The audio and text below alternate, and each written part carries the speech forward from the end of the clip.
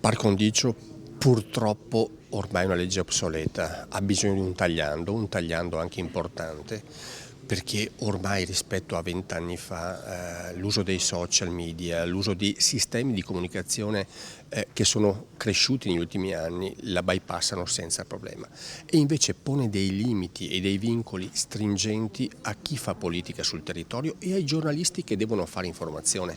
Quindi la cosa va assolutamente rivista perché, ripeto, attualmente lo spirito iniziale che aveva sicuramente non è più attuale e non è più al passo coi tempi.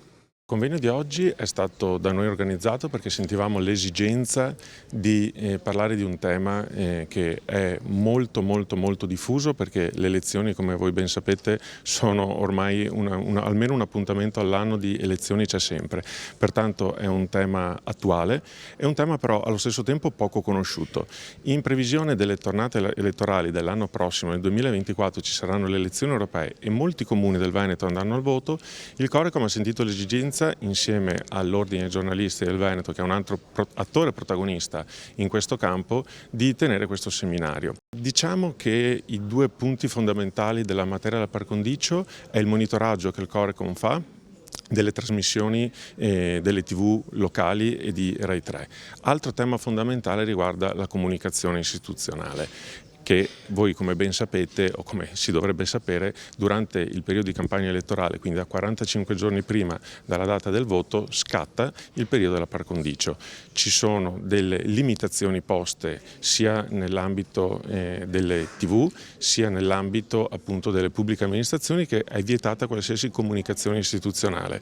Mentre nel campo delle TV diciamo che noi negli anni di nostra attività non abbiamo mai rilevato grosse criticità, le TV diciamo che sono molto attente al tema par condicio, o perlomeno cercano sempre di riequilibrare, perché l'equilibrio è la parola fondamentale in termini di par condicio.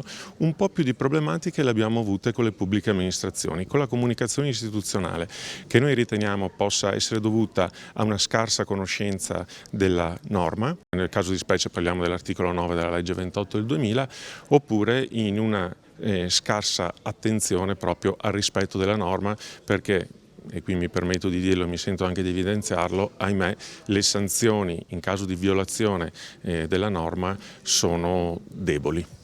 L'appuntamento di oggi con il Corecom è molto importante. Noi giornalisti dobbiamo sottostare e rispettare tante leggi, quella ordinistica ha 60 anni e stiamo lavorando per un rinnovo, ma ci sono tanti altri strumenti che vanno ripensati, come quello sulla par condicio.